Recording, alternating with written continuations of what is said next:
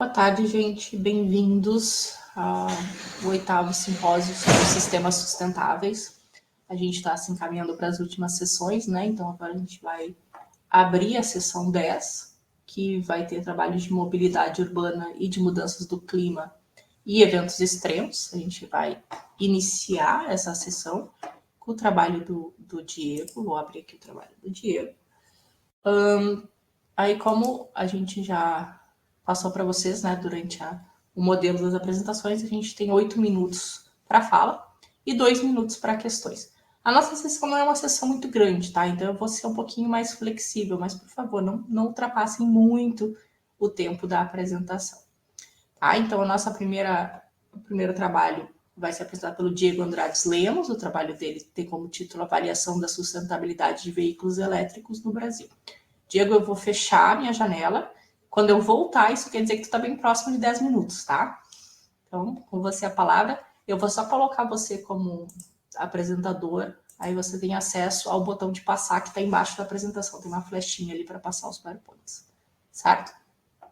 Tá certo, deu certo aqui. Obrigado, Franciele. De nada, então você pode começar. Tá bom. Pessoal, então, boa tarde a todos. Boa tarde, Franciele. Obrigado pela apresentação. Então, eu sou o Diego, sou professor aqui no Departamento de Engenharia Química da Universidade Federal de São Carlos, do campus de São Carlos. Esse trabalho aqui foi realizado junto com uma aluna de trabalho de graduação, do qual eu orientei, e eu vou falar um pouquinho sobre a nossa perspectiva aí da avaliação, né, do carro elétrico com uma questão de impacto na questão de, principalmente, lançamento aí de emissão. Então, de forma geral, a motivação do trabalho está relacionada principalmente com a aluna que já trabalhava numa empresa, e daí a gente tinha aqui como impacto verificar a mudança da frota para o carro elétrico. Então, isso veio de onde? Quando a aluna entrou em contato, a gente tinha aqui a ideia de como esse carro elétrico estava sendo atualmente, né, utilizado no Brasil, qual que seriam as características. Então, desde que o governo implantou, né, o Programa Nacional de Mobilidade Verde e Inovação, MOVER, ele vem criando incentivos de forma geral para liberação de novos carros, né, sejam elétricos, híbridos, e daí a eficiência energética é um dos principais pontos. Então, para isso, pesquisas devem ser desenvolvidas, né, nesse cenário, principalmente aí relacionado ao ponto de recarga, que é um dos principais gargalos que eu vou abordar, a questão do sistema de geração elétrica também, uma vez que nem sempre a fonte de energia, seja ela renovável ou não, pode fazer um diferencial. Nesse contexto, o Brasil, que no ano de 2023 tinha aí emplacamento de aproximadamente 5% de carros elétricos, já tem uma previsão aí de aproximadamente 30%. Então é uma realidade na qual a gente tem aí um volume de automóveis que tende a aumentar, e como que vai ser essa situação visando aí a questão da emissão. Então, o objetivo aí do trabalho foi avaliar qual que seriam as médias de emissões para diferentes tipos de veículos e um estudo de caso da empresa, no qual a gente estava avaliando se era viável ou não a troca da frota atual, que é a combustão, por uma frota que fosse elétrica. Nesse caso, então, a gente usou algumas metodologias. O principal método que a gente utilizou de quantificação foi o método bottom-up, aí utilizado, né, como uma fonte de valores para verificar a emissão, representada aí pelo IPCC, e daí a nossa questão era ver a emissão do CO2, né, comparando o veículo a combustão e o veículo elétrico. Nesse contexto, a gente resolveu optar por verificar todas as categorias de automóveis, aí, passando de subcompacto, pequeno, médio e grande, uma vez que a gente tem aí, poderia ter variações relacionadas ao tipo de automóvel, e uma empresa pode ter esses 4 tipos de automóveis também.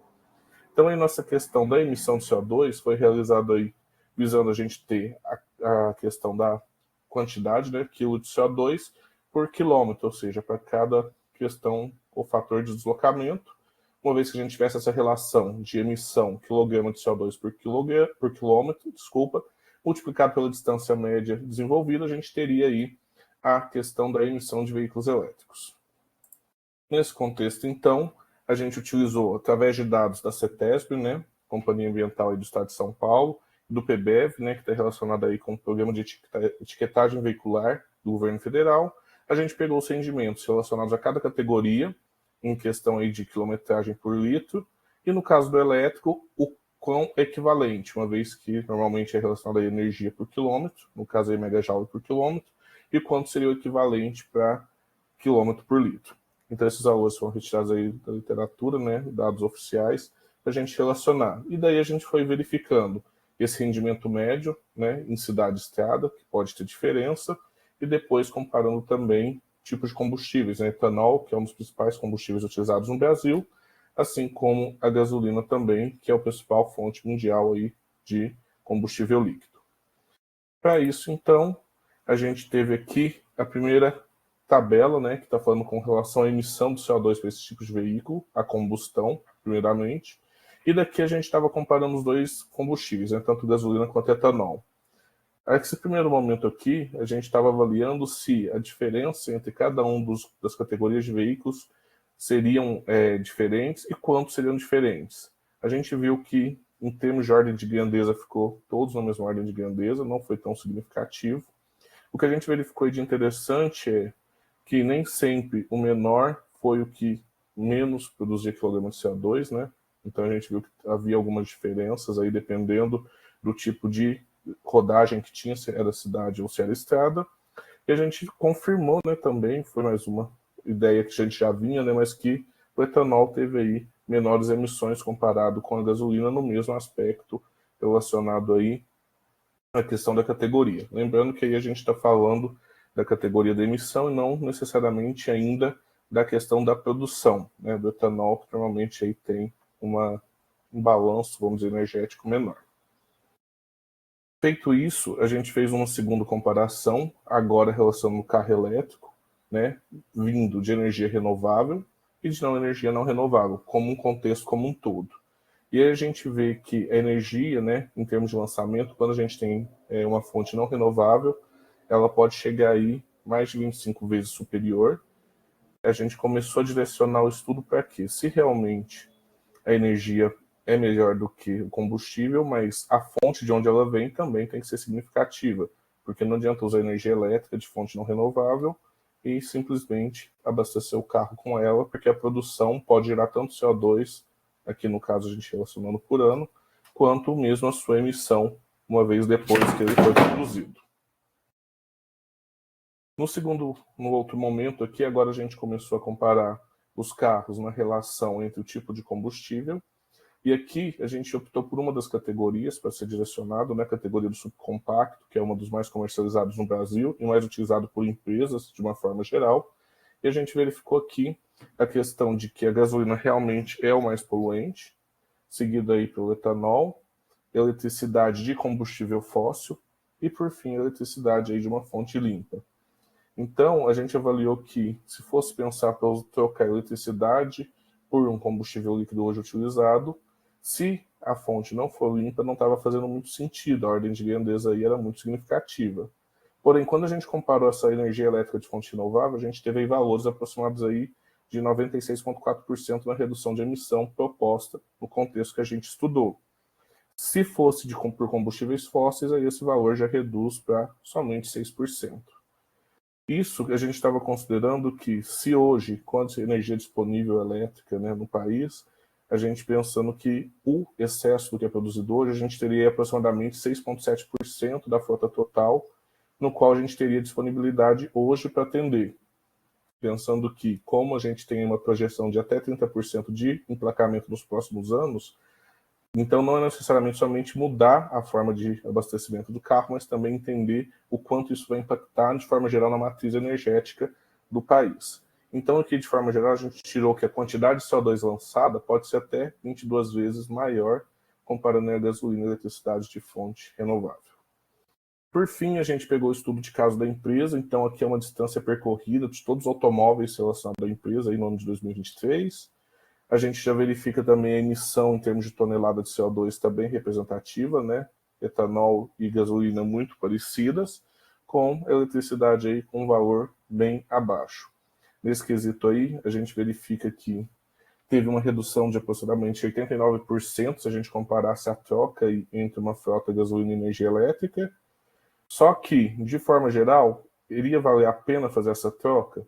aí a gente vê que uma empresa que trabalha em mais de um estado, né, é a empresa aqui do estado de São Paulo, mas ela presta trabalho, né, em todos os estados.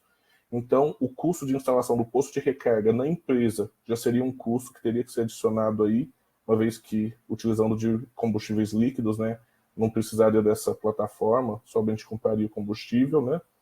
Que a bateria atual tem uma baixa autonomia, na média, né, principalmente de carros subcompactos, já que a viagem normalmente são muito longas, isso poderia aí ter um problema, né, são viagens interestaduais, então se seria viável ou não, questão de tempo também de deslocamento, né, uma vez 300 km é uma distância relativamente baixa, quando está falando de viagem de empresas que trabalham com a questão de logística, e também a má distribuição de eletropostos. Algumas rodovias aqui estaduais já têm uma certa quantidade suficiente, alguns períodos, mas pensando que vai ter esse deslocamento para outros estados, poderia ter dificuldade também de encontrar essa questão de eletropostos disponíveis para fazer esse abastecimento, né, de forma rápida, o que poderia causar aí também transtornos que não estavam planejados.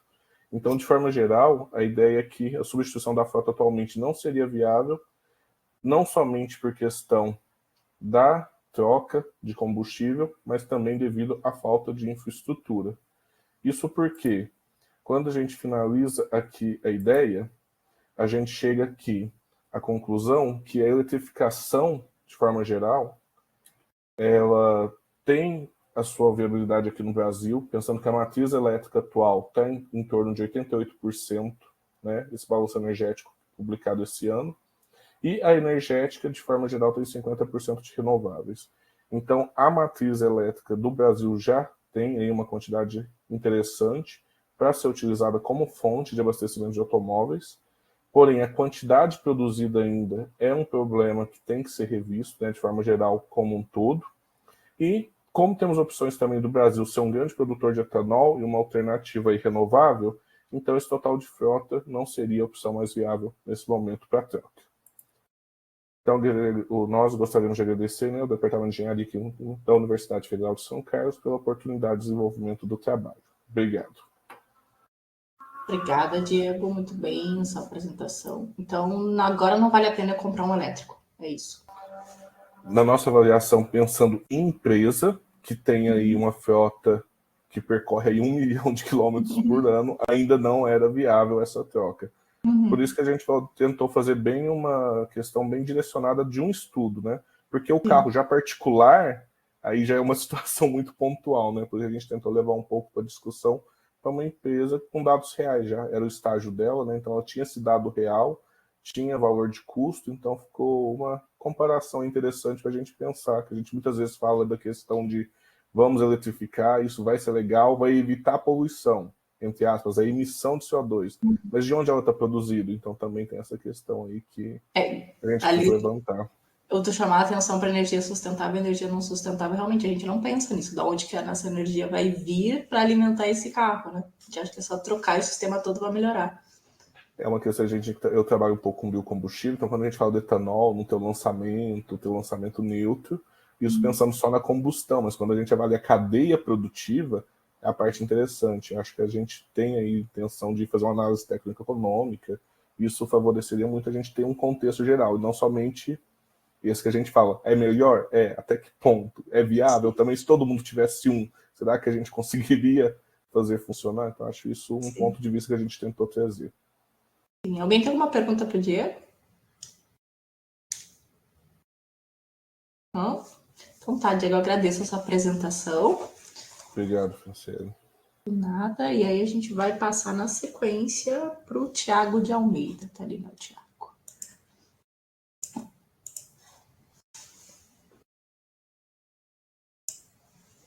Boa tarde. Olá, Thiago, tudo bem? Tudo bem e você? Pode me ouvir? Sim, estou te ouvindo bem, já te deixei como apresentador, então tu tem acesso ali aos botões de passar a apresentação logo embaixo. Perfeito.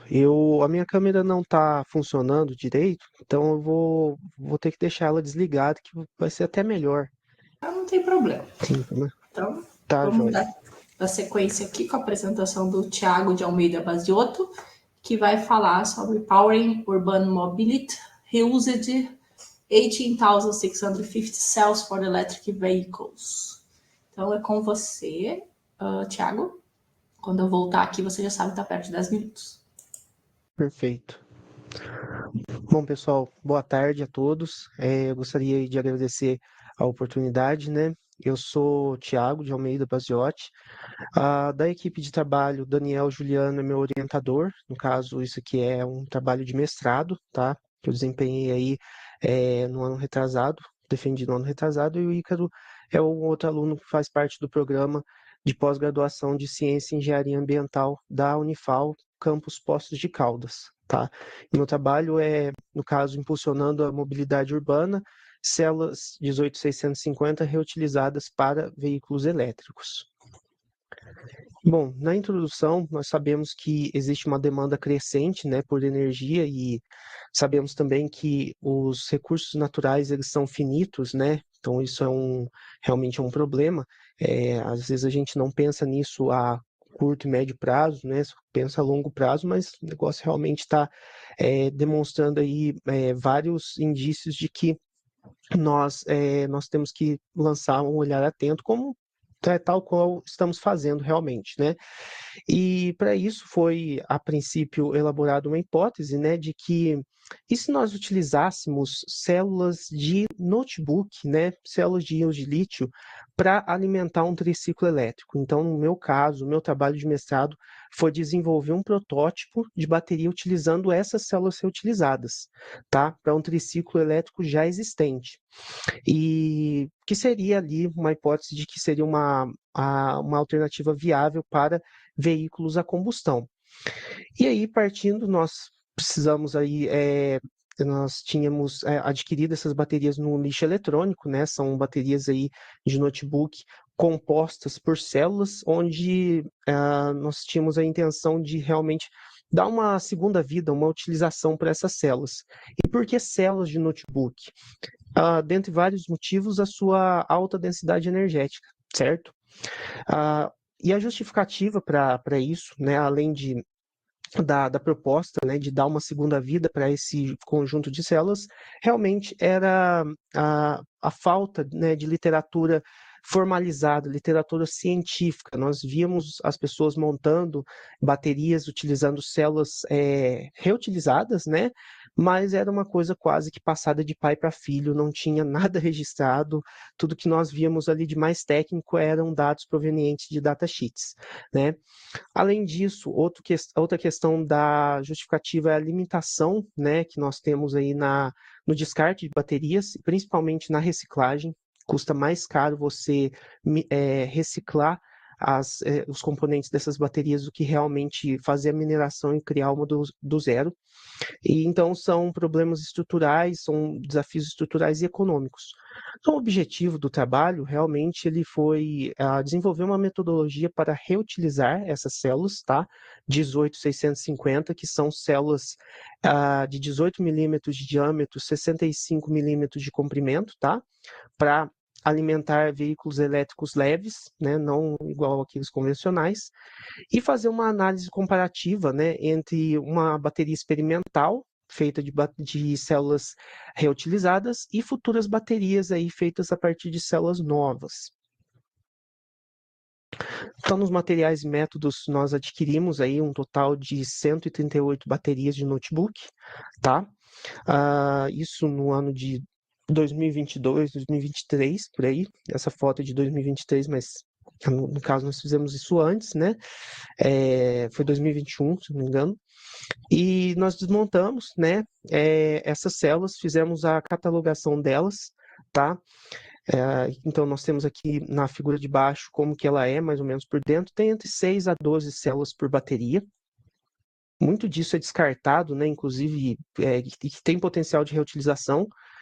E utilizamos o Litocala Engineer, né, que é esse carregador inteligente, entre aspas, né, para fazer testes específicos, né? Então, quantidade de carga, tempo de teste, né, seja ele de carregamento ou descarregamento, quantidade de resistência dinâmica nessas células, tudo isso depois de extrair tá? Então, é claro que uma célula aparentemente sem condições, nós separamos elas logo de início, porque não tinha como, principalmente se tivesse com muita oxidação ou algo do tipo, não tinha como reutilizar, né?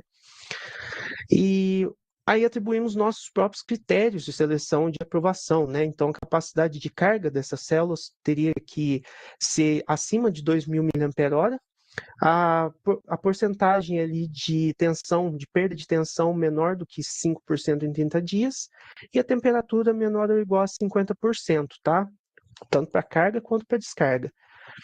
Então, nós extraímos as células, né? Foram de 188 baterias, nós extraímos mais de 700 células no total, certo?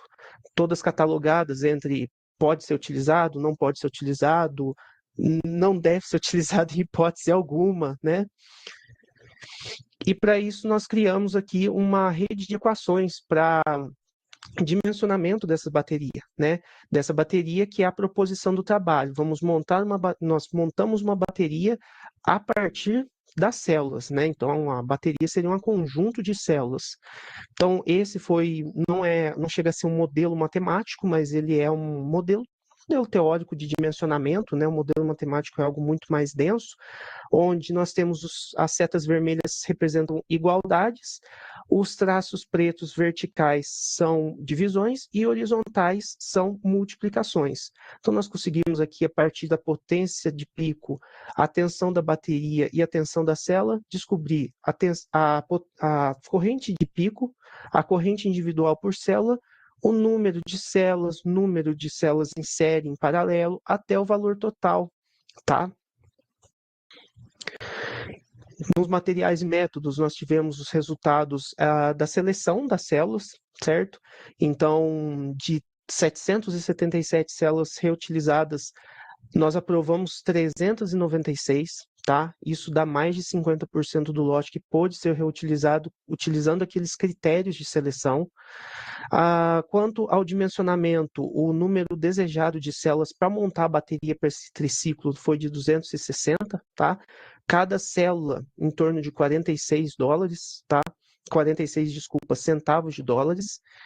E no final nós temos a comparação, né, entre as baterias utilizando células novas, né? Então a bateria utilizando células novas custaria em torno aí de mais de 800 dólares, de células reutilizadas mais de 204 dólares, tá? Esse estudo ele foi conduzido na Unifal mesmo, nós utilizamos a moeda como sendo o dólar, porque dá mais alcance, né? A gente consegue ter uma noção mais global de como que isso seria. No final, a parte do protótipo da bateria que nós montamos foi esse, tá? Com as células já reutilizadas, então 396 foram aprovadas, nós precisamos de 260 para o triciclo, né? Que é o nosso veículo presente lá na Unifal, e a aplicação final foi nesse triciclo. Então aqui como vocês podem ver, a bateria ela está posicionada bem aqui nessa parte aqui debaixo do triciclo, né? Essa bateria ela está operacional faz 2 anos já, tá? Então tá funcionando aí muito bem. E bom, aqui temos uma outra imagem do triciclo, né? De como que ele está sendo alimentado pela bateria. E nas conclusões, o critério de seleção, principalmente aquele que atribui a capacidade individual por células acima de 2.000 mAh, mostrou bastante robustez, né? Então, todas as células que passaram nesse critério também passaram nos outros critérios subsequentes. Então, no caso da reutilização das células 18650, foi viável para montar uma bateria para um veículo leve, né? Nós não temos intenção ainda de montar algo para um veículo pesado, para um veículo convencional, né? Exige muito mais. E as novas células, elas não são, eu poderia dizer que, na verdade, melhor dizendo, aqui eu disse que elas não são viáveis, elas são bem menos viáveis de serem utilizadas para montar uma bateria nesse caso, tá? Para estudos futuros, né, a análise da viabilidade, da durabilidade e o tempo de retorno, tá? Desse investimento, A 51% das células, né, mais do que a metade, pôde ser reutilizado, então dá aquela segunda vida para dispositivos aí que praticamente iam ser descartados, muitas vezes descartados juntos com outros dispositivos que não têm uso, né, fica aquela mistureba toda. O valor, né, dessa reutilização, o valor ambiental, ele é relevante, mas ele não pode ser quantificado. Um trabalho de mestrado, um trabalho um pouco mais rápido, né, um pouco mais corrido. Ah, o maior trabalho que nós tivemos realmente foi a desmontagem e os testes, né, que tomou da gente aí em torno de 5 meses, certo? E a durabilidade, né, dessas células vai ser investigado, na verdade está sendo investigado atualmente. Eu sou aluno de doutorado do Programa de Ciências Ambientais da Unifal, né, então nós estamos aí conduzindo uma continuação deste trabalho, não só com bateria, mas outras condições aí para poder criar uma telemetria para fazer testes com esse veículo, ver se realmente vale a pena ter isso no futuro como um produto para circular dentro da cidade e em municípios vizinhos próximos, né? Algo não tão ambicioso em termos de distância, certo? Algo mais para realmente ajudar na mobilidade urbana. E bom, eu tenho meus agradecimentos aí, né, para a comissão do simpósio, certo? Pela oportunidade aí de estar apresentando esse trabalho, e a CAPES, a Unifal e o programa de pós-graduação em Ciência e Engenharia Ambiental também quero prestar meu agradecimento a esses três por todo o apoio necessário durante a pesquisa, certo? Muito obrigado. Obrigado, Thiago. Muito boa apresentação. Alguém tem alguma pergunta para o Thiago? Alguém quer fazer algum comentário? Pode falar, Diego, que abre o seu microfone. Tá bom, obrigado. Tiago, bem legal o seu trabalho. Gostaria de perguntar como você está usando aí um resíduo, né, de uma bateria e você for da vida útil, que ela já está aí há 2 anos em funcionamento. Isso não foi um empecilho quando vocês pegaram uma bateria já usada para reutilizar? E se isso aí, agora que você está andando, quanto você viu ou acha que vai ser viável aí a implementação? Se você está confiante que pode ser uma implementação real aí. Diego, é uma ótima pergunta. Realmente, assim, nós, a princípio, tínhamos uma pretensão, assim, nós estávamos trabalhando com algumas metas um pouco baixas com relação a essa bateria, sabe? A princípio, esse trabalho, ele não seria, essa bateria, ela não ia ser feita exatamente para um triciclo, para esse triciclo. Ela ia ser uma bateria para um sistema off-grid, né? Um sistema fotovoltaico off-grid. E agora, no momento, nós estamos uma das maiores dificuldades que nós estamos tendo aqui, principalmente no meu trabalho de doutorado, é realmente ver o quanto que essa bateria pode durar. Está durando, tá há 2 anos funcionando? Tá, mas a gente ainda não sabe, porque a qualquer momento realmente pode parar, né? Porque nós não fizemos nenhum estudo, nada que pudesse realmente ser, assim, contribuir para a gente ter pelo menos um horizonte e saber até onde que vai funcionar. Para isso, no momento, que eu estou tentando desenvolver é realmente um modelo de estimativa para saber quanto de carga que essa bateria pode suportar. Mas, por enquanto, está sendo um desafio. A gente ainda não tem uma noção. A qualquer momento pode parar. Tá certo. Parabéns, viu, Thiago, pelo trabalho. Muito legal. Obrigado, Franciele. De Muito nada, obrigado. muito obrigada, gente. Então, a gente vai dando sequência aqui. É o trabalho da Thalita. Thalita, você está aí presente?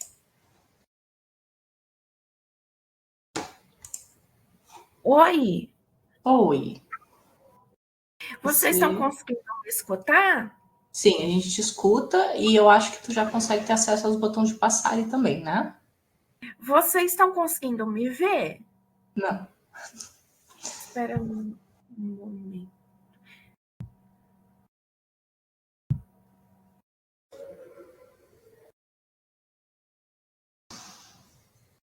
Vocês estão agora tá dando para ver? Não, ainda não. Opções de web. Oh,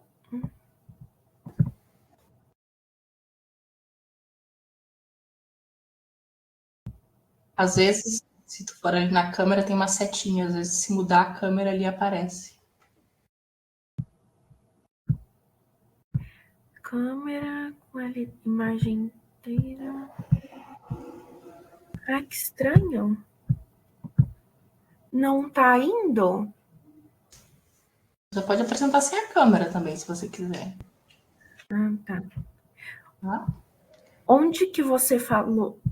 Embaixo da tela do PowerPoint. Isso, aí. Acho que agora tu deu um zoom na tela. Ah, tá. Isso. Ah, Aí tem a sim. setinha. Isso. Vi.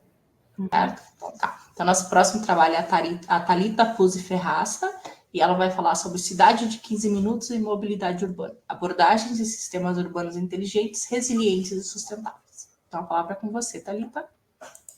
Boa tarde a todos. Eu me chamo Thalita, eu sou formada em arquitetura e urbanismo.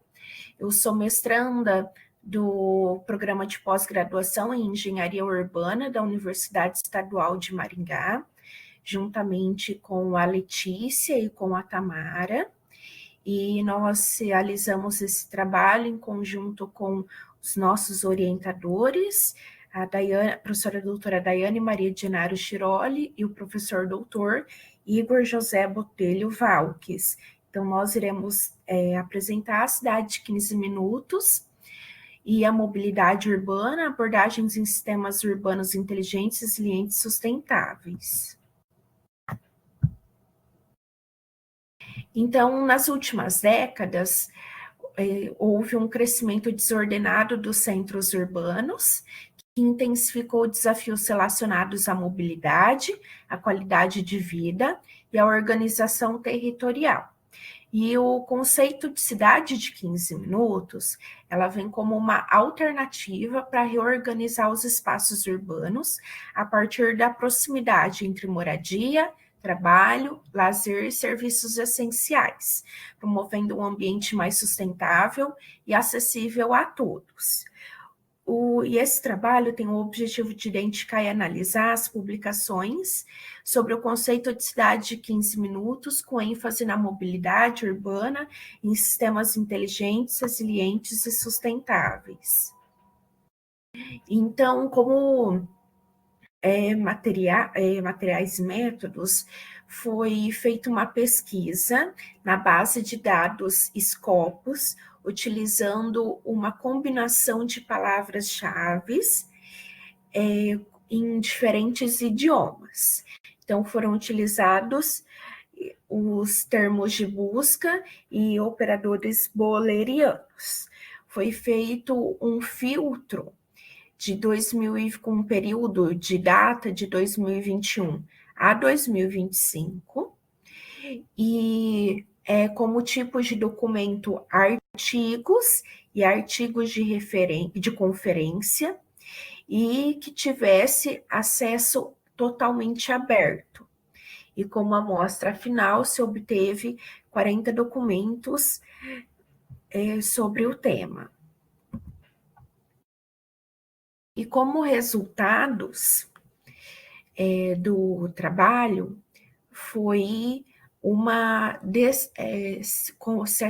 se encontrou uma descentralização funcional, onde a cidade de 15 minutos, ela vem como um paradigma urbano voltado à reorganização, à reestruturação dos espaços urbanos a partir da proximidade entre moradia, trabalho, lazer, saúde e educação.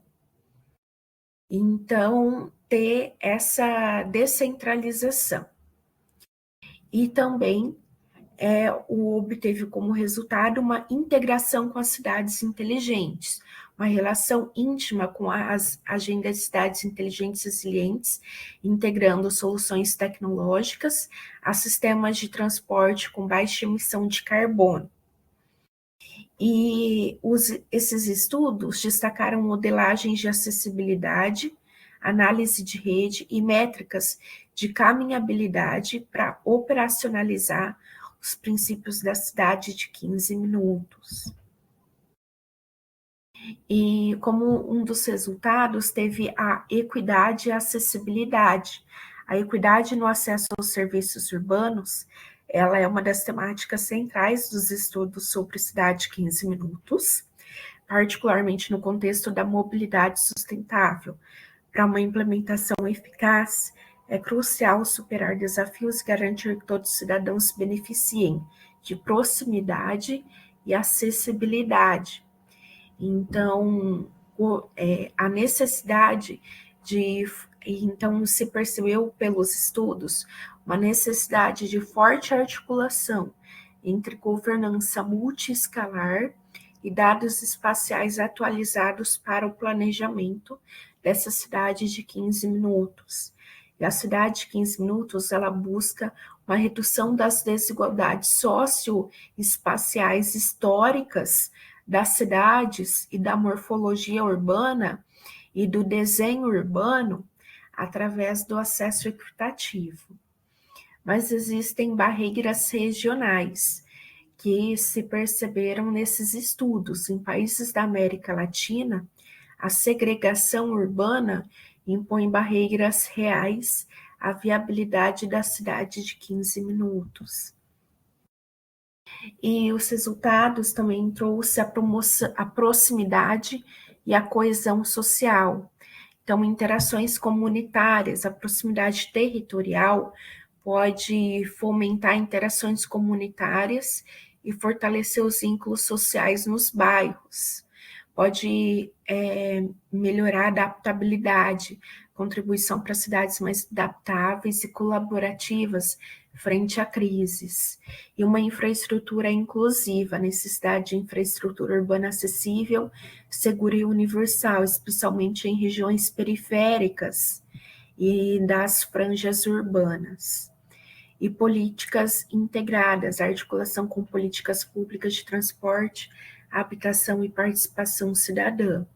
Estudos evidenciam que esses estudos eles evidenciam que a proximidade territorial contribui para cidades mais coesas, concisas socialmente, desde que acompanhadas de políticas inclusivas.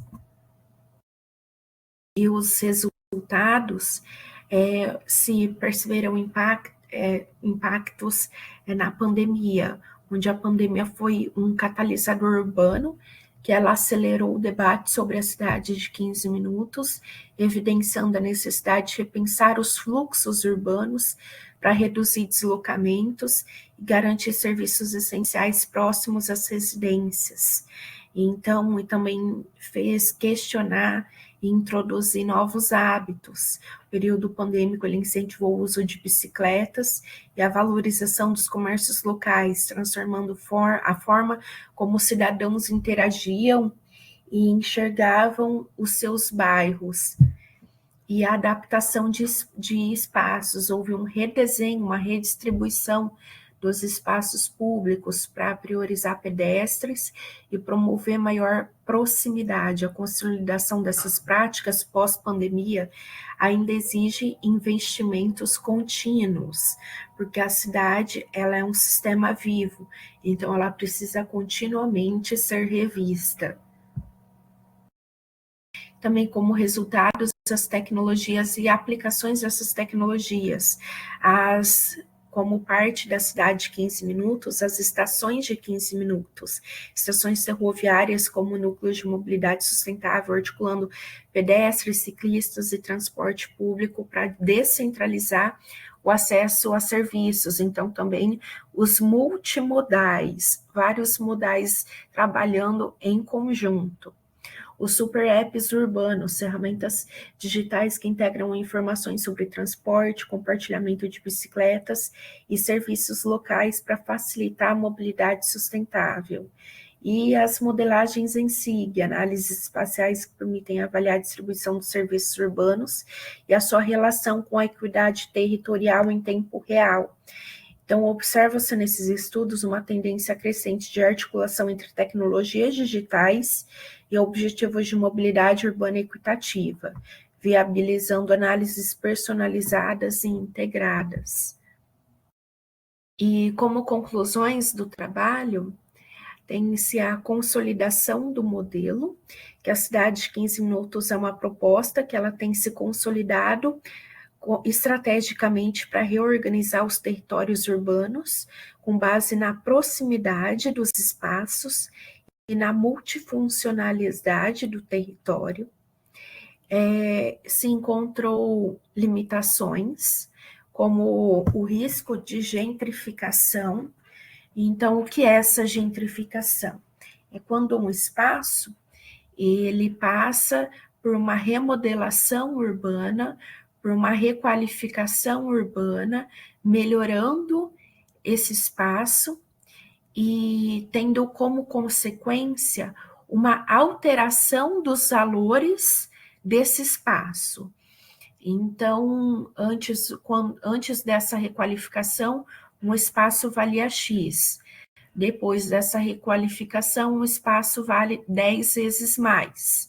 Então, antigos moradores, uma antiga população com faixa de renda, depois dessa remodelação, acaba não conseguindo mais se manter ali pela alteração do valor dos preços e acaba ocorrendo uma expulsão dessa antiga população e entra uma população com uma nova faixa de renda. Então, se diz que é gentrificação quando há uma reestruturação, uma requalificação do espaço, e esse espaço passa a ter um novo valor e acaba expulsando a antiga população por não mais conseguir se sustentar ali. Então, isso é o conceito de gentrificação.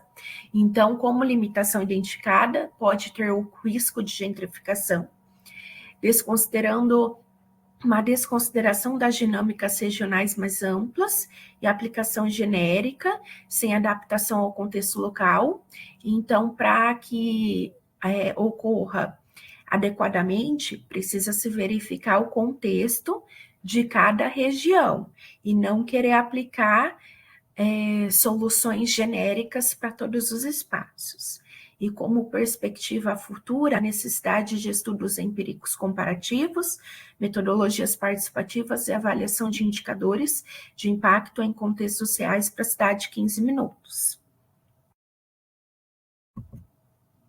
E então, eu gostaria de agradecer a coordenação de aperfeiçoamento de pessoal, a CAPES, pelo financiamento, a Fundação Araucária, a Universidade Estadual de Maringá, que é onde ocorre o nosso mestrado, a Universidade Tecnológica Federal do Paraná, que também tem esse vínculo, pelo apoio recebido durante a realização dessa pesquisa. Muito obrigada a todos. Muito bom, Thalita, muito obrigada. A gente passou um pouquinho de 10 minutos, então eu vou deixar para as perguntas no chat. Então, se ele quiser fazer uma pergunta diretamente para a Thalita, pode fazer pelo chat e ela responde por lá também, tá? Muito obrigada, Thalita. E vamos passar para a próxima, que é a Andressa. Vou colocar a apresentação da Andressa.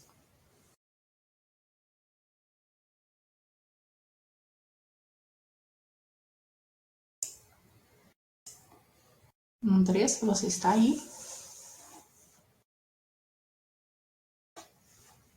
Sim, tá me ouvindo? Sim, ouvindo, estou vendo. Acho que você já tem acesso ali aos botões também de passar a apresentação, né? Logo abaixo do isso. Tudo certo. Isso mesmo.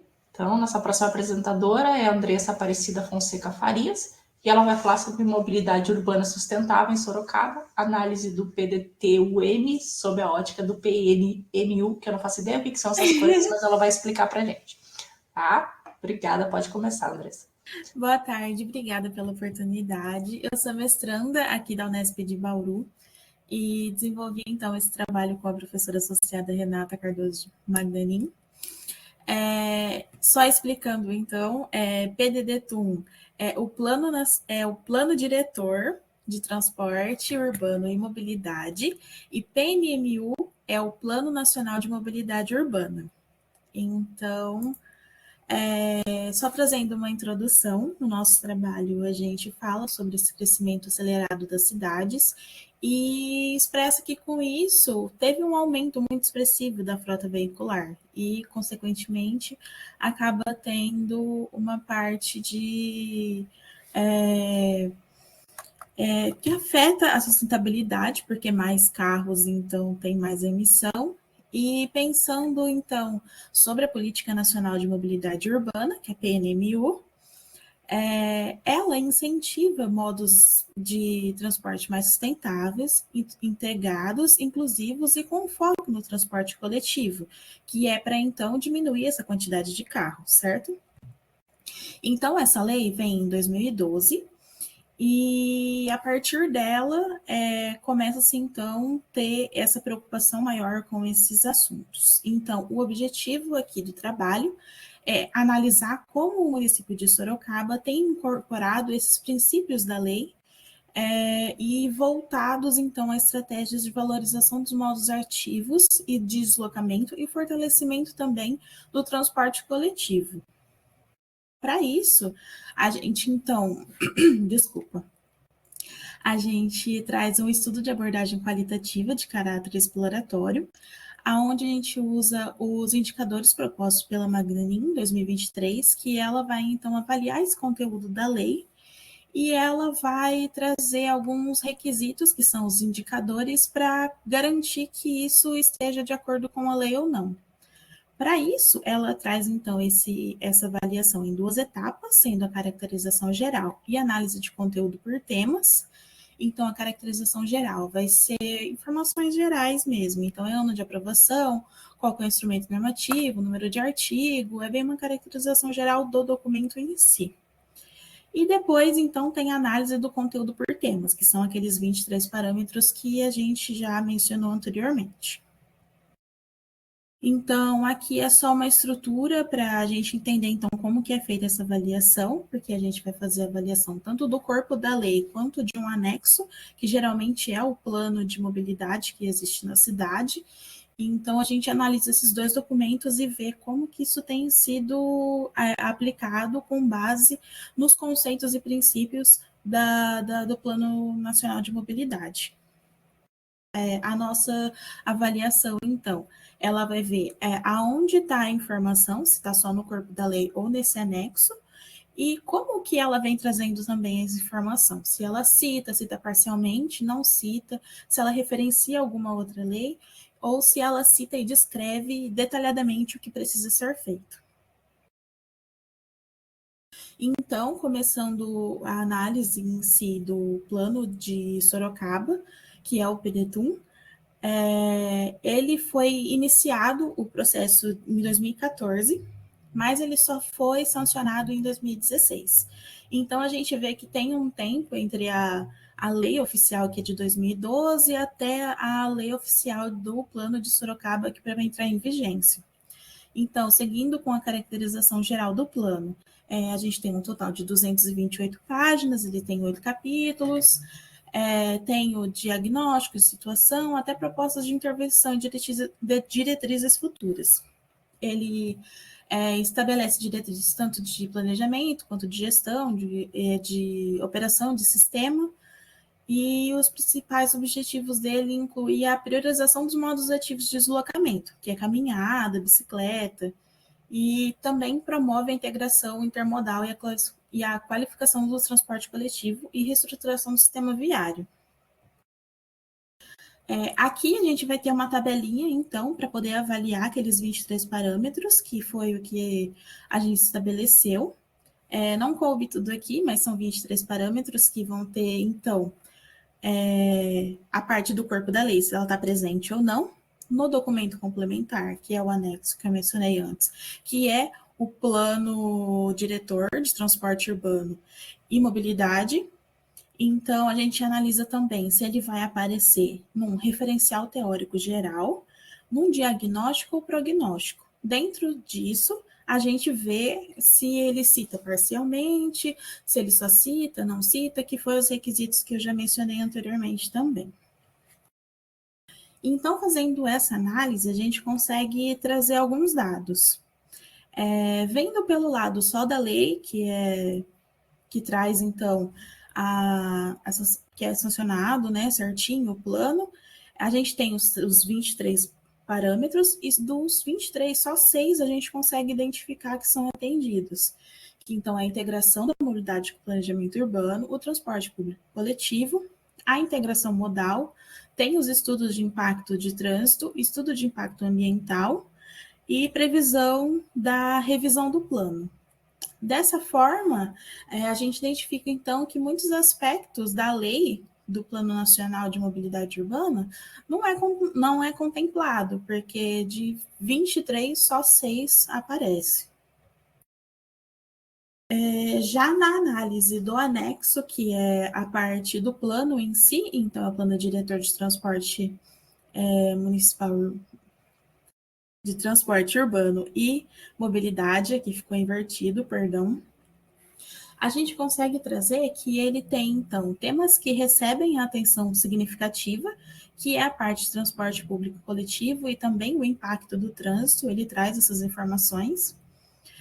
Traz também outros assuntos relevantes, que são um pouco abordados, mas que falam também, né, que é sobre acessibilidade urbana rural, desestímulo ao transporte individual e a política tarifária.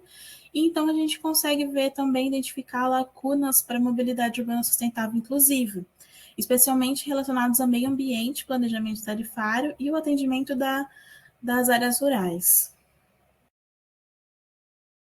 Então, de forma geral, para concluir, a gente consegue, através dessa análise, por esses indicadores, identificar que o plano de Sorocaba, ele atende parcialmente aos indicadores previstos pela Lei Nacional de Mobilidade Urbana, e ele tem, então, maior ênfase em aspectos diagnóstico e prognóstico, que isso está no anexo, e menor ênfase em tarifação, acessibilidade rural e incentivos ao uso de transporte sustentável, que nesse caso são os de modo ativo, que apesar de reconhecer a sua importância, eles não dão atenção diretamente, então eles não reforçam esse uso, sabe? Eles mencionam, mas não incentivam. E dessa forma a gente consegue apresentar lacunas, como então, não desestimular o uso do carro, nesse caso, mantém o que está acontecendo, apesar de incentivar formas de transporte coletivo e meios alternativos, não desestimula o uso do carro em si. E também quase não aborda impactos ambientais. Apesar de mencionar alguma coisa aqui e ali, ele não deixa claro, então revela uma falta de planejamento voltada à parte de redução dos danos à natureza. Queria agradecer, então, à Fundação CNPq e à CAPES pelo financiamento e o apoio recebido, e também aqui pela oportunidade de estar apresentando o nosso trabalho. Muito obrigada. Obrigada, Andressa, muito bem. Alguém tem alguma pergunta para a Andressa? Alguém quer fazer algum comentário? Andressa, em relação à melhoria desses planos, tem algum mecanismo legislativo que pode ser usado para fazer essa melhoria? Alguma, vamos dizer assim, uma pressão de repente social em termos de população nesse sentido? Então, o certo é sempre ter esse acompanhamento e é indicado que esse plano seja renovado de 10 em 10 anos. O de Sorocaba, ele tá para estar vencendo, então é para estar essa modificação. Então, com essas análises, a gente consegue verificar o que está faltando para poder ter essa cobrança mesmo, né, sobre sobre os novos requisitos que ele precisa ter. Então, essa participação da população e todo esse estudo é muito importante por conta disso. Ele ajuda bastante. Sim, sim. Uhum. Muito bem. Então tá, muito obrigada pela sua apresentação. E a gente vai dar sequência. Imagina. Obrigada. Aqui o próximo apresentador seria o Jefferson, mas eu não estou vendo nenhum Jefferson. Tem alguém do grupo, alguém que vai apresentar no lugar dele? Não? Seguinte, deixa eu ver quem é que tá aqui. Não é. O seguinte seria Caroline, também não estou vendo a presente. Também não sei se tem alguém do grupo que veio representando.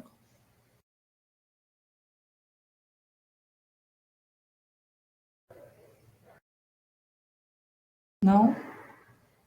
Isso, Caroline Moro.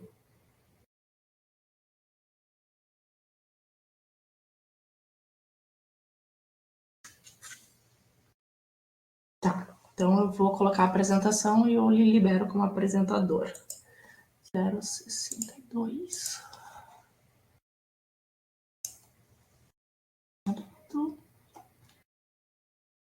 Aqui, Luciano. Apresentador. Então, acredito que você consegue abrir o seu microfone e sua câmera, se quiser. Mas já está liberado como apresentador.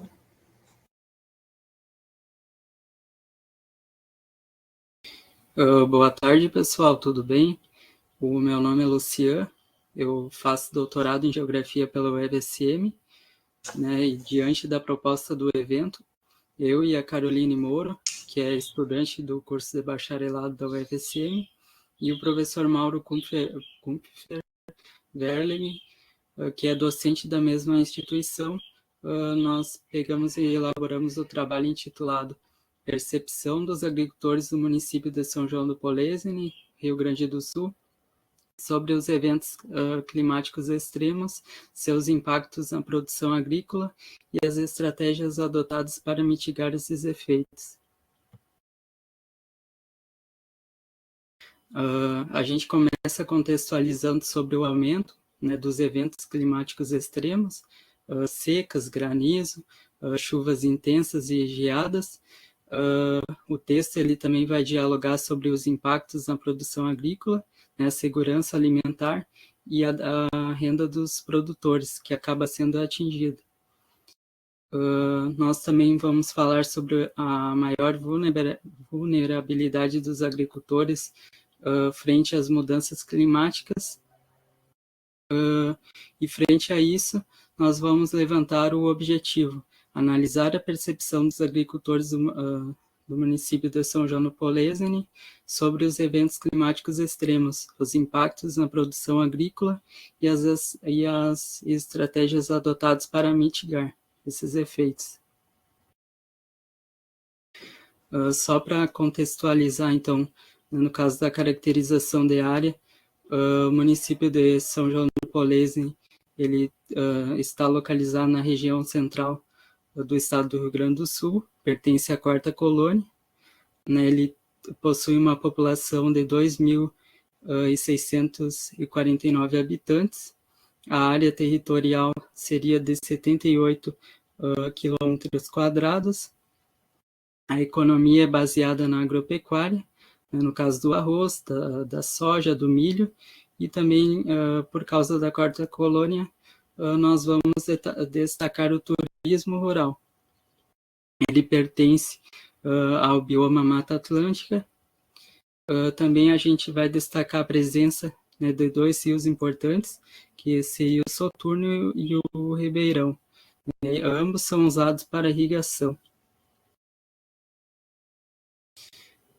Como é que a gente atingiu o nosso objetivo? Em primeiro momento, então, foram feitas entrevistas, né, a amostragem foi de 40 pessoas, né, elas ocorreram de forma presencial e também online, no período de 24 a 31 de março de 2024. Foram elaboradas 10 perguntas, né, algumas para traçar o perfil dos respondentes e outras, no caso, para suprir o nosso objetivo, que seria, então, a primeira pergunta correspondente à idade, a segunda ao gênero, a terceira à escolaridade, né, a quarta a principal atividade agrícola, né, que a pessoa desempenha, há quantos anos esse agricultor mora, no caso, nesse município.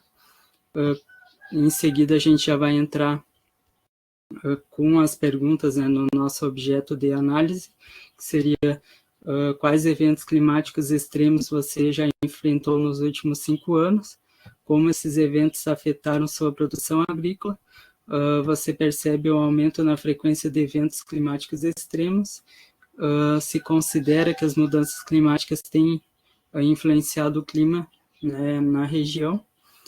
E, por último, a gente vai levantar a opinião do sujeito em relação às ações que poderiam ser implementadas para reduzir os impactos climáticos na agricultura. Diante do levantamento dessas percepções, a gente usou a abordagem quantitativa, né, para dialogar sobre os achados.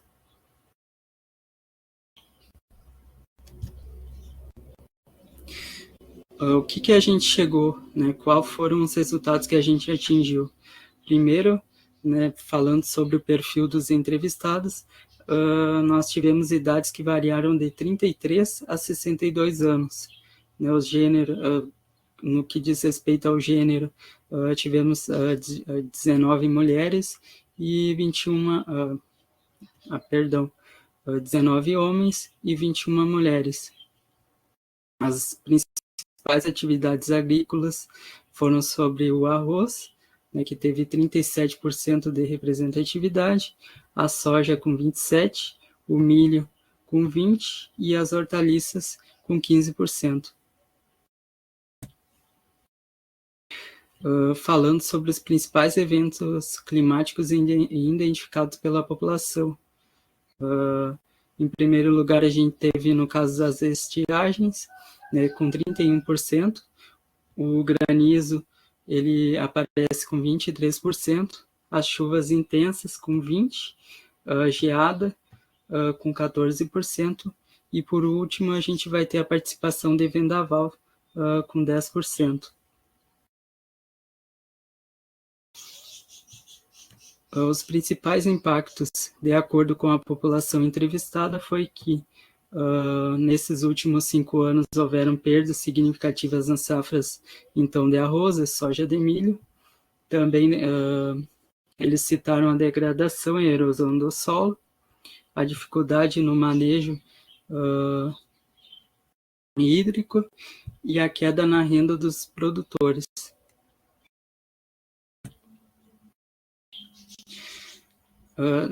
No que diz respeito às estratégias adotadas, né, a gente tem que as ações dos agricultores foram a diversificação de cultivos, o plantio direto e buscando a conservação do solo, e no caso da irrigação, né, quando o agricultor ele tinha esse recurso disponível. Os desafios que a população em estudo apontou foi que né, ela aponta para o alto custo das tecnologias, a falta de incentivo público e o acesso restrito à assistência técnica, né, sobretudo no caso dos pequenos produtores.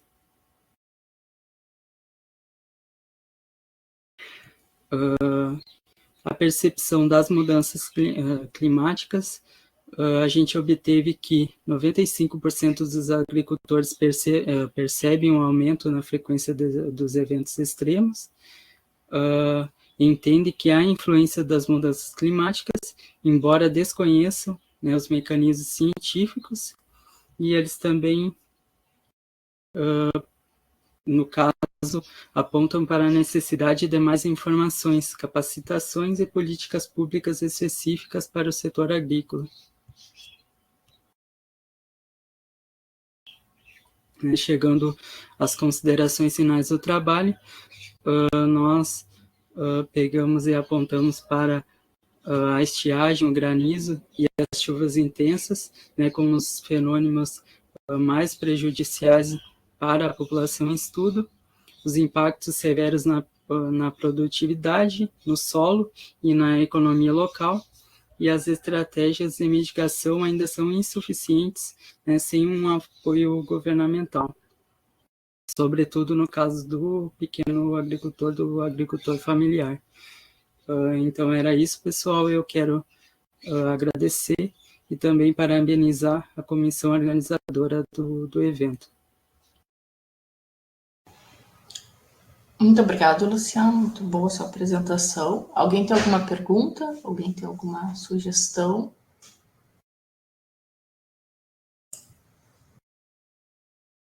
Não? Luciano, em relação à aplicação desses questionários, como foi a recepção das pessoas em relação à pesquisa? Vocês sentiram que eles estavam abertos, que eles tinham entendimento sobre o que vocês estavam perguntando? Na verdade, professora, quem aplicou as entrevistas foi a Caroline, né? Eu participei como coautor, mas orientando também ela junto com o professor Mauro, né, que a gente vem trabalhando junto, mas pelo que eu conversei com a Carol, ela, como as entrevistas foram aplicadas com pessoas já conhecidas, também houve uma maior abertura deles, né, para dialogar sobre o assunto. Interessante, não, bem interessante essa abordagem, né? Trazer essa visão de percepção das pessoas que as coisas estão mudando, né? É um ponto de vista interessante se olhar, se considerar. Tá? Então, muito obrigada. Com isso, a gente passa para a próxima, a Rosana. Onde está a Rosana? Está aqui. Vamos achar a sua apresentação, Rosana.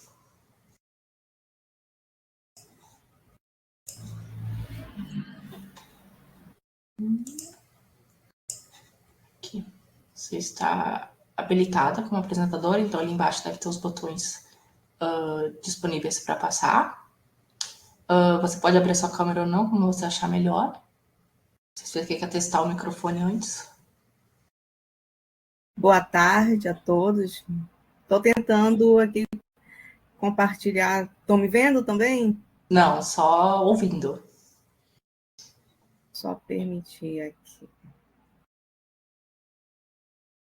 Então, agora estão me vendo? Não, ainda não. Então, vou começar. Tá, deixa eu só apresentar aqui rapidinho. Então, a Rosana Picanço Gato, ela vai apresentar o trabalho que está intitulado Mudanças Climáticas e Recursos Hídricos em Comunidades Ribeirinhas. Tá? Então, agora você pode começar a sua apresentação. Então, boa tarde a todos os presentes. Então, nós vamos falar sobre mudanças climáticas e recursos hídricos em comunidades ribeirinhas. Eu sou mestranda do curso de Gestão e Regulação de Recursos Hídricos, Profiágua, na Universidade do Estado do Amazonas.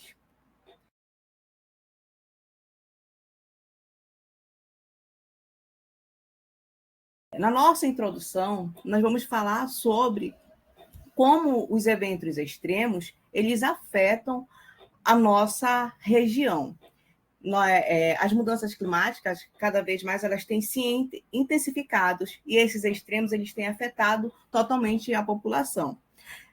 Resido na cidade de Parintins, onde ela é uma ilha, e nós temos, tanto na margem esquerda quanto na sua margem direita, ela é formada por populações ribeirinhas, e que durante esses eventos extremos, eles sentem diretamente esses impactos, porque eles são afetados tanto no período da cheia, quando tem a cheia extrema, e na seca, quando tem as secas extremas.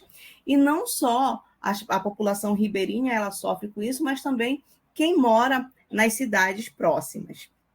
E nós podemos visualizar também observando as tendências do IPCC, onde ele faz um alerta sobre o aumento da temperatura e o aumento, e nós vamos ter também a alteração nas precipitações. O objetivo do trabalho ele é analisar os impactos das mudanças climáticas nos recursos hídricos e propor estratégias de gestão e adaptação socioambiental. Como materiais e métodos, nós estamos trazendo, primeiro, uma abordagem metodológica. Nós fizemos um estudo qualitativo e descritivo, fundamentado em uma revisão bibliográfica e documental, onde nós usamos um documento da Prefeitura Municipal de Parintins para nós fazermos um estudo sobre essas mudanças climáticas e como eles estão afetando os recursos hídricos. Fizemos buscas em bases de dados na Scopus, Cielo, Google Acadêmico, entre os anos de 2018 a 2024, e incluindo referências anteriores, aquelas que seriam interessantes para a composição do nosso trabalho. Tivemos um documento técnico, que é o relatório do IPCC, a Agência Nacional de Águas e Saneamento Básico, ANA, e o Plano Municipal de Saneamento Básico de Parintins. A partir disso, fizemos uma análise de dados de forma interpretativa, onde nós procuramos os dados e preencher as lacunas apresentadas desses dados, onde pegamos como os focos as mudanças, os impactos nas mudanças climáticas, que vão afetar diretamente a segurança hídrica, a saúde pública, e propor uma sugestão para sanar esses desafios voltados para a gestão integrada. Dentro dos nossos resultados e discussões, nós tivemos uma estabilidade no ciclo hidrológico, porque justamente quando tem o período da enchente e o período da vazante, ele vai alterar totalmente o ciclo hidrológico. E quando ele afeta esse ciclo hidrológico, ele vai impactar diretamente na pesca, na agricultura e no transporte fluvial. Pegando como exemplo a enchente que nós tivemos agora no ano de 2025 aqui na Amazônia, muitas famílias elas foram impactadas porque eles reclamam que a falta do pescado ela está um pouco escassa. E a agricultura também ela foi impactada. E quando é no período da seca, o transporte fluvial, que é um dos nossos principais transportes na Amazônia, ele fica impossibilitado de navegabilidade. Nós tivemos uma redução da regularidade das chuvas, por isso afeta as estiagens prolongadas e corre risco de algumas cidades ou comunidades ribeirinhas terem acesso a abastecimento, ou seja, ele começa a ter risco de desabastecimento. E nós vamos ter aí a precariedade no acesso de água potável, que afeta diretamente as comunidades ribeirinhas.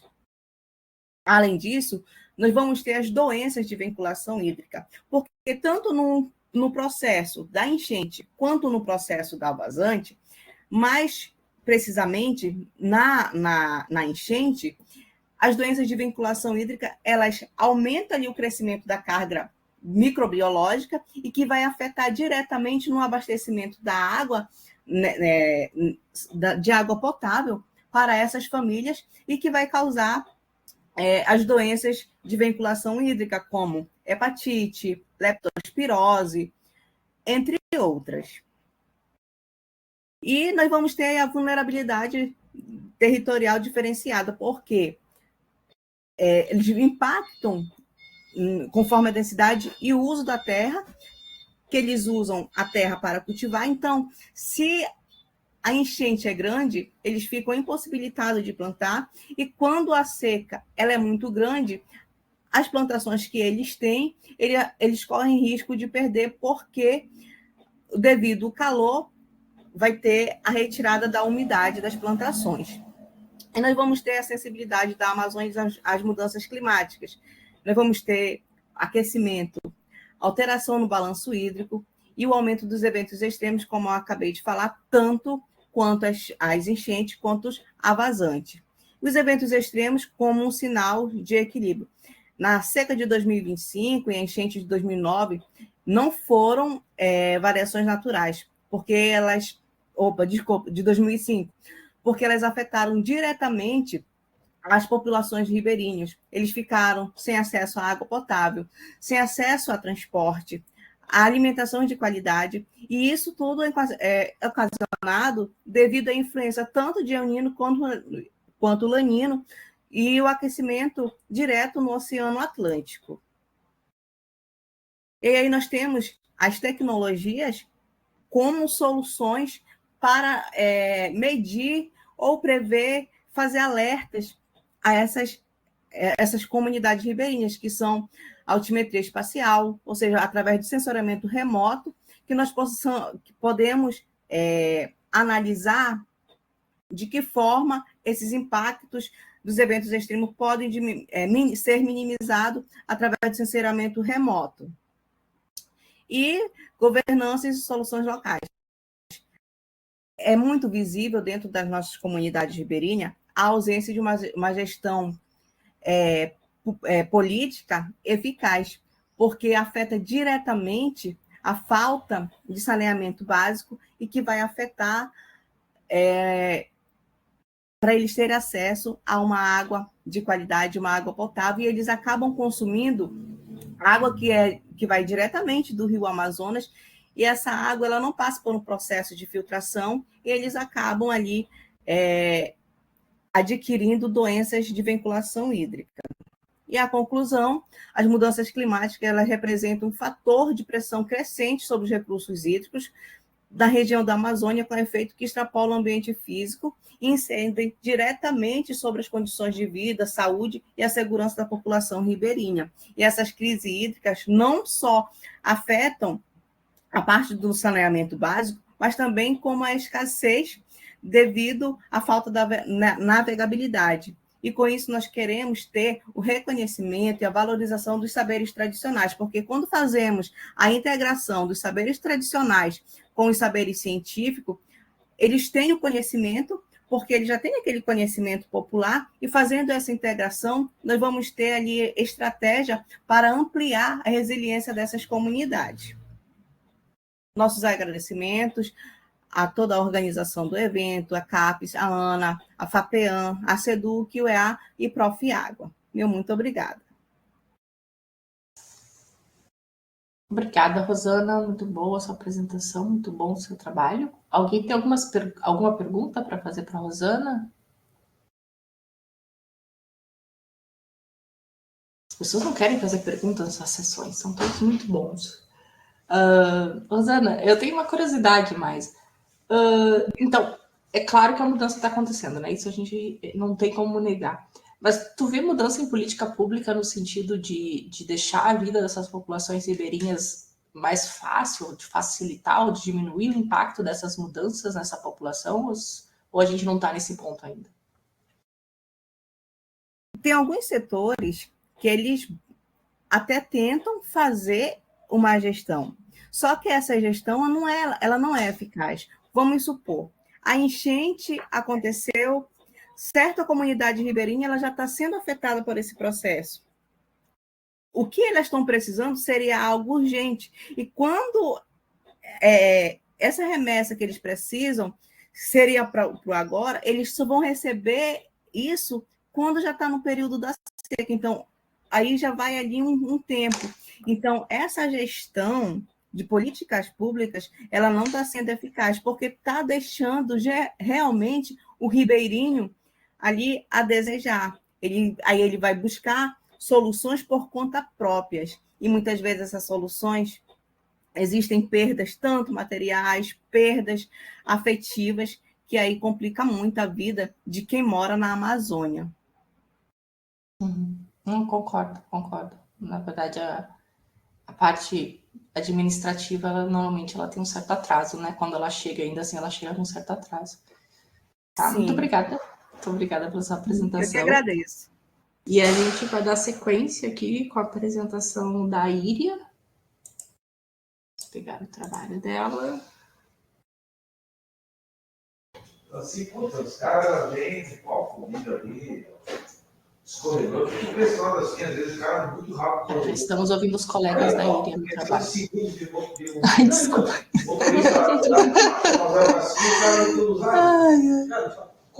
Não deu para ajeitar outra sala, desculpa aí. Não, tudo bem, eu também tenho um colega de sala do lado que faz barulho às vezes. Tá? Aqui é um grupo. Bom, vamos lá. Deixa eu ver se eu consigo ativar minha câmera só, tá? Tá, enquanto isso eu vou me apresentando. Então, a Íria Sartori Araújo, ela vai apresentar o trabalho intitulado Análise de Índices de Pluviometria em Diferentes Regiões de Santa Catarina para o ano de 2024. Deu certo. Isso. Aí a palavra é sua, Gai. Tá certo. Obrigada. Boa tarde a todos. Agradeço também a oportunidade de sempre estar levando a informação da empresa em que trabalho, que é a Empresa de Pesquisa Agropecuária e Extensão Rural de Santa Catarina. E hoje, então, eu vou apresentar um trabalho que a gente faz, na verdade, de forma contínua. Mas, para apresentar aqui no simpósio, eu peguei, então, os dados de pluviometria do ano de 2024, que foi bastante atípico aqui no estado. E até linkando, né, com o trabalho da colega anterior, que realmente olha a diferença que a gente tem de pluviometria no Brasil inteiro. Porque aqui no meu trabalho também, né, vocês vão ver, vou apresentar, que realmente os índices pluviométricos, eles não estão seguindo um padrão. Então, essa é a grande importância de a gente estar realmente estudando isso, visualizando essas informações. Então, o meu trabalho hoje é intitulado Análise de Índices de Pluviometria em diferentes regiões de Santa Catarina no ano de 2024. Então, esse trabalho foi feito por mim e pelo meu colega Hamilton Justino Vieira.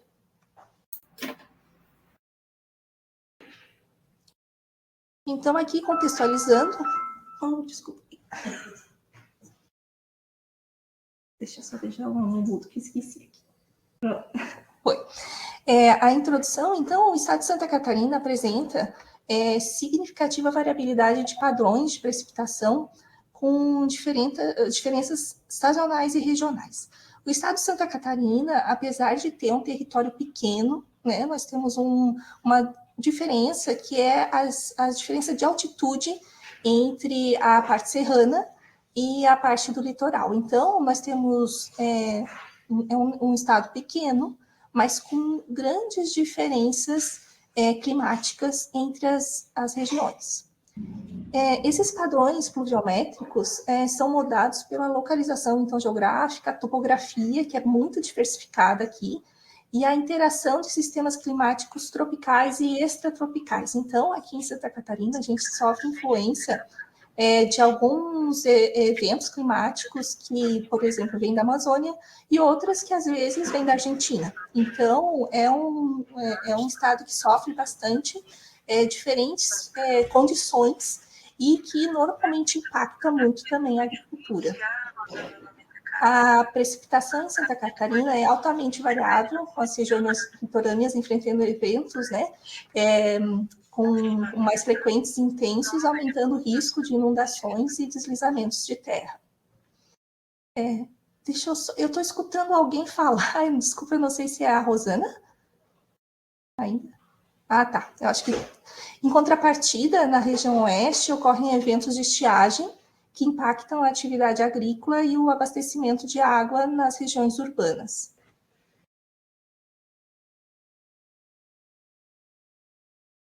Então, o objetivo desse trabalho, né, então, diante de todo esse desafio que a gente tem de identificar, primeiramente, as condições climáticas em Santa Catarina e os impactos que ela acaba gerando, o presente estudo visa avaliar a pluviometria em seis diferentes regiões de Santa Catarina ao longo do ano de 2024. Através da comparação dos totais acumulados com suas respectivas médias históricas e mostrando a distribuição das chuvas ao longo dos meses e a sua variabilidade espaço-temporal. Aqui eu só tirei algumas fotos que a gente tem aqui. A gente tem um setor aqui da EPAGRE que é de marketing, eles têm então um banco de imagens muito grande. E aqui, só para vocês terem uma noção, que às vezes o impacto é relativamente pequeno, mas, por exemplo, a pluviometria ela pode estar baixa por um mês somente dentro do ano, mas aquele mês é importante para a agricultura. Então, aqui só mostrando que realmente tem algumas condições, aqui principalmente de seca na região oeste, que é a nossa grande região de produção agrícola, que às vezes um mês de estiagem já impacta a produção de um ano inteiro.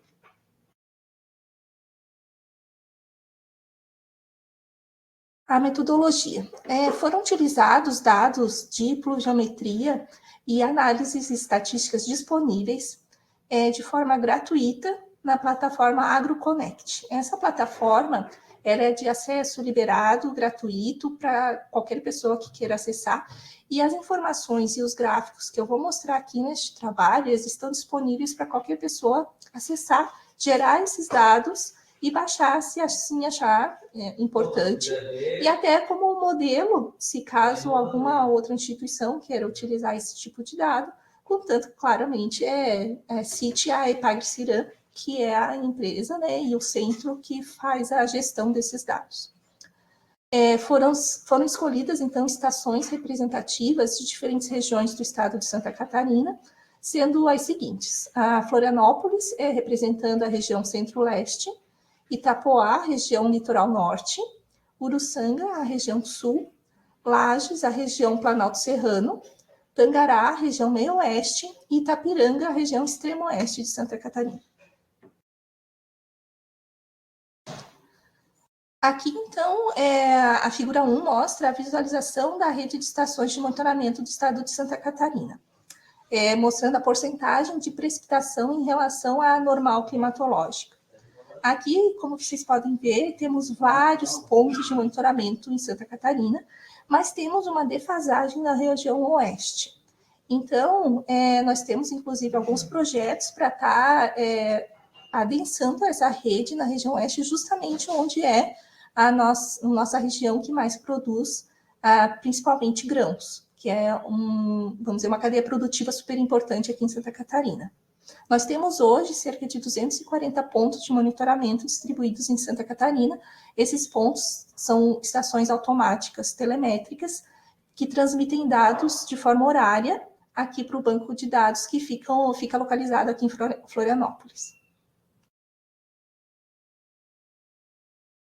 Então, mostrando agora o início dos resultados, esse gráfico aqui que eu mostrei para vocês, estou mostrando para vocês, é o de Florianópolis, mostrando como ele teve uma variação na pluviometria muito intensa no ano de 2024.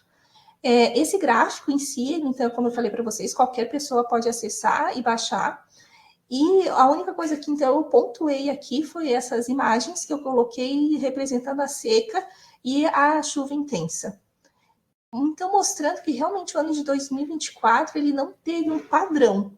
Normalmente, em Santa Catarina, no inverno é um pouco mais seco e no verão é chuvoso. Porém, se vocês percebem, existiu aqui o maior índice de pluviometria aconteceu no inverno, né? Então, entre abril e maio foi os meses mais chuvosos e em setembro, né, ali onde no início da primavera também teve condições de seca, né? Foi o momento que houve a maior seca aqui em Florianópolis, e isso é totalmente atípico. Aqui, então, na figura 3, seria o estudo pluviométrico de Itapoá, que fica no litoral norte, aqui de Santa Catarina, também com uma condição extremamente variável.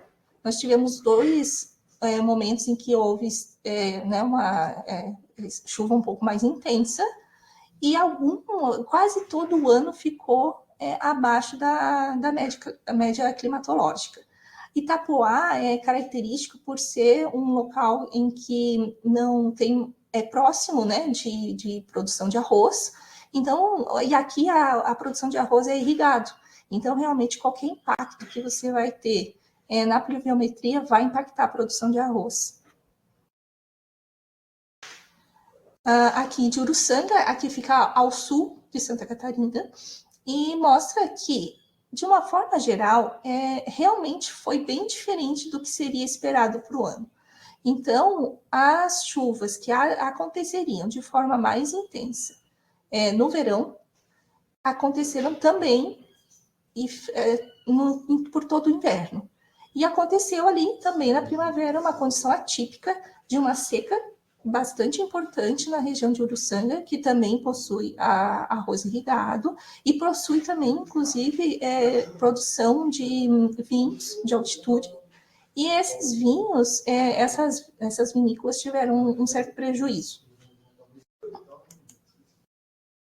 Aqui, o estudo pluviométrico de Lages, aqui é uma das estações que ficam na região do Planalto Serrano, são altitudes acima de 1.000 metros, e também, essa daqui até foi uma das condições que ficaram mais próximas da média climatológica, não houve tanto impacto nessa região, porém também de forma bem característica e atípica, tendo essa condição de chuvas intensas no inverno. Aqui na região meio-oeste, a região meio-oeste ela é caracterizada por uma grande produção de soja, e aqui também mostrando que houve sim, vamos dizer, Tangará, essa região meio-oeste foi menos impactada, mas justamente na época do inverno, realmente teve um excesso de chuva muito importante, porém não afetou a soja porque não estava na época ainda de semeadura ou de colheita. Aqui é o extremo oeste, aqui de Santa Catarina. Essa região, então, faz divisa com a Argentina, né, no lado oeste. E essa região foi a que foi menos impactada, porém, teve condições um pouco atípicas, porque ali também, na primavera, teve uma condição de seca. E neste caso aqui, como eles têm uma condição que fica muito longe, né, da região litorânea, ficou também bem prejudicado na época da primavera. Aqui sim houve bastante prejuízo na parte de produção de grãos. Conclusão: através da análise então de pluviometria foi verificado que o ano de 2024 foi chuvoso, com índices positivos em todas as regiões, na comparação entre os valores observados e a normal climatológica. Os acumulados mensais de chuva não seguiram o padrão esperado, alternando entre períodos de chuva intensa e alguns poucos eventos de estiagem. Aproveito, então, para agradecer e também convido a todos a acessar o site da Ipagre-Cirã, explorar todas as plataformas de visualização de dados que nós temos disponível e, ainda pontuando, claro, que é de forma livre e gratuita. E também acessar o site do Cirã e também as nossas mídias, né? Nós temos os nossos links de Instagram, nós temos nossos links do X, né? E também do Facebook. Então, agradeço a todos e ficamos aqui sempre à disposição para todas essas informações agrometeorológicas aqui em Santa Catarina. Obrigada. Obrigada, Iria. Muito bem. Alguém tem alguma pergunta para a Iria? Podemos fazer uma pergunta rapidinha. Não. Eu continuo encantada, né, com esse monte de estação. Iria, agora eu tenho mais 4, eu vou botar mais 4. Eu vou ter 5 agora. Que bom, eu lembrei de você. Você falou a última vez eu tinha 1, agora eu tenho 5. Que bom, já. Caso a gente se vê, eu vou ter mais. A rede está se formando, hein? Eu tenho que instalar as outras 4, estão aqui do meu lado ainda. Tá. Entendi. Mas vou chegar lá. Tá bom. Então tá, Iria, muito obrigada. Tá. Muito obrigada. Imagina. Qualquer coisa vamos falando aí. Então tá.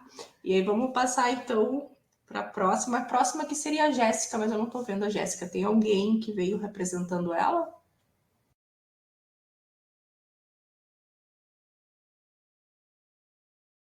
Não?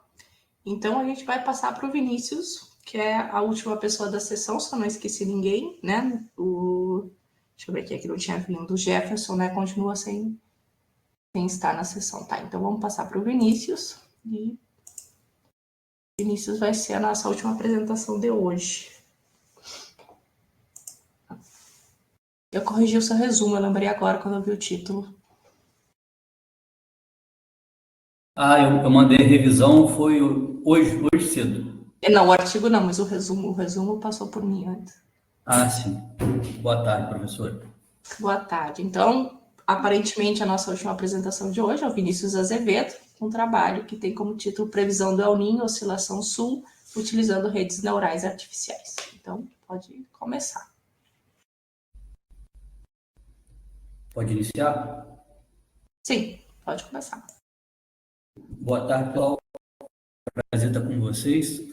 Esse é um trabalho, uma parceria entre a Unicamp, né, o Programa de Pós-Graduação em Engenharia Civil, especificamente o Laboratório de Planejamento Ambiental, e uma turma da Universidade Estadual do Mato Grosso. Então, a gente fez uma modelagem aí, utilizando redes neurais artificiais da série histórica de previsão do El Niño, né, Oscilação Sul, conhecido como ENSO ou ENDO, né?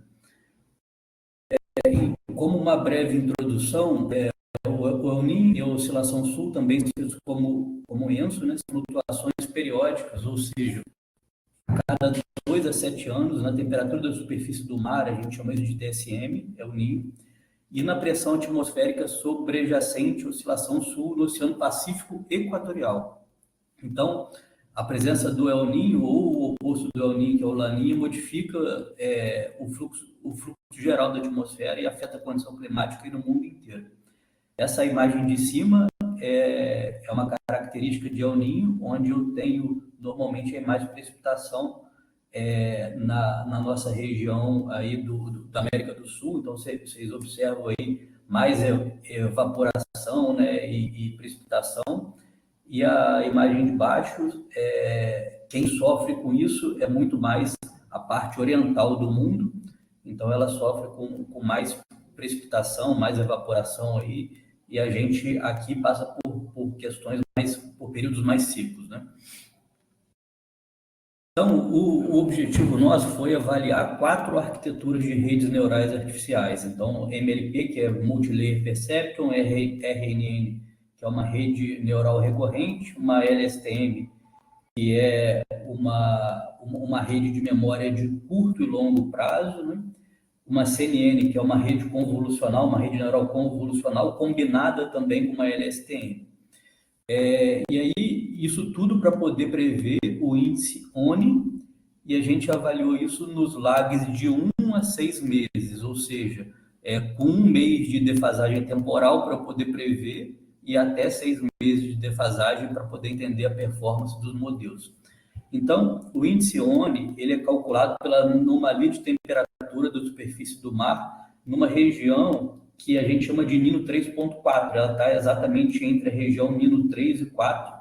E aí você tem ali as latitudes e longitudes que descrevem exatamente essa região. Então, é uma média móvel de 3 meses das anomalias que compara uma climatologia, né, uma normal climatológica de 30 anos. Quando que a gente caracteriza o Ninho? Quando esse índice ONI está a 0,5 graus por pelo menos 5 trimestres móveis consecutivos, e o La Nina menos 0,5. Aqui a gente tem uma série histórica desde 1950, então a gente consegue ver plotado aí a variação do índice ONI nessa série temporal, com variações de El Niño, desde El Niño fraco, moderado, forte ou muito forte, La Nina fraca, moderada e forte. Nos nossos materiais e métodos, a gente pegou essa série, né, de 1950 até 2023 da NOAA, e aí a gente separou isso em variáveis oceânicas, variáveis atmosféricas e índices combinados. Então, de variáveis oceânicas, a gente tem uma média global da temperatura da superfície do mar e de anomalia de temperatura, Nino 1 mais 2, Nino 3, Nino 3.4, Nino 4, as atmosféricas, que é a SOI, que é um índice de oscilação de pressão, Tahiti, Darwin, TNI, PNA, OLR, e outros índices combinados aqui, um índice multivariado que pega pressão, vento, nebulosidade e outras questões. E a variável-alvo, que é a nossa prevista, né? Então, todas essas são as variáveis explicativas ou explanatórias, e a variável-alvo, que é a nossa prevista, que é a ONI, né?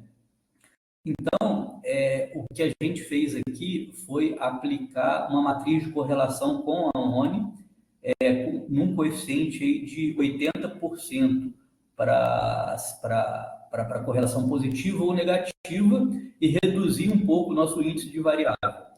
Para treinar um modelo desse, que é um modelo pequeno, né, que a gente tem aí séries mensais, isso não é nenhum problema.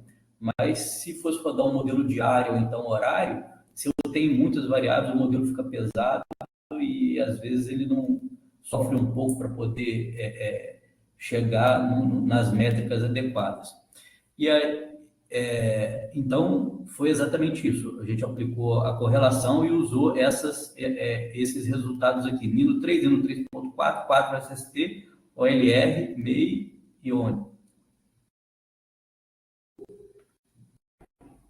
Vamos ver se... Tá joia. Os modelos testados, então, foi uma MLP, né, que é um Multilayer Perceptron, e aqui eu tenho exatamente o número de camadas e de neurônios que a gente usou em cada uma das arquiteturas, uma RNN, que é uma rede neural recorrente simples, uma LSTM, que é consagrada para a série temporal, que é uma rede com portas de esquecimento e portas de memória de longo e curto prazo, né? Uma CNN, que é uma rede neural convolucional, combinada com uma LSTM, para poder ter essa memória temporal. Tudo isso a gente rodou no ambiente Python 3.10, foi TensorFlow, que era 2.15 a arquitetura que a gente usou para rodar a rede neural com essas arquiteturas, né? O framework que o pessoal fala, que a gente utilizou, e numa interface aí do Jupyter Notebook. 80% da série a gente usou treinando o modelo e 20% para poder fazer as validações em ordem temporal, sem embaralhar. 100 épocas, ou seja, o modelo repetiu todas essas interações 100 vezes para poder chegar nos resultados, com tamanho de lote, que é conhecido como batch size de 16. Uma função de perda sempre analisou o MSE, com um otimizador aí, que é o Adam, é muito consagrado, e um LR, que é uma taxa de aprendizado de 0,001, tá? As métricas de avaliação, elas foram aí o MAI, né, que é o erro absoluto médio, o RMSE, que é a raiz do erro quadrático médio, e o R ao quadrado, que é o coeficiente de determinação. Então, aqui a foto das arquiteturas abaixo. E aí, nos resultados, o que a gente percebeu que em lags curtos, ou seja, com 1 a 2 meses de defasagem, todos os modelos eles convergiram super bem, tá? Então, em 10, 15 épocas, aí a gente já estava praticamente estabilizado e seguiram nas outras épocas sem se alterar nem perda de treino, nem validação. De acordo com que a gente vai aumentando a defasagem temporal, que são essas linhas mais de cima, onde a gente começa a ter as oscilações, aí aumentam as nossas perdas de treino e começa a surgir sinais de overfit, né? Excesso de treino e, na verdade, isso nada mais nada menos que o modelo não está respondendo bem. Perdas de validação, né? Distância maior entre treino e validação. E esse comportamento é esperado em séries temporais, maior lag, menor correlação entre entrada-alvo, ajuste mais difícil e risco de superajuste. O padrão se repete em todas as arquiteturas. Então, isso reforça aí que a limitação é do horizonte de previsão e não apenas do modelo, da arquitetura que a gente escolheu. Aqui a gente consegue enxergar as métricas que eu falei ali atrás de treinamento para todos os lags e arquiteturas. Então, em lags curtos, os modelos eles alcançam uns coeficientes de determinação bem elevados, sempre acima de 0,9, e erros baixos. O lag aumenta, o R quadrado ele vai reduzindo, né? E o MAI, o RMSE, vai aumentando. Então, a partir do quarto mês de lag, aí o erro cresce de forma acentuada, o R quadrado ele despenca para baixo de 0,5.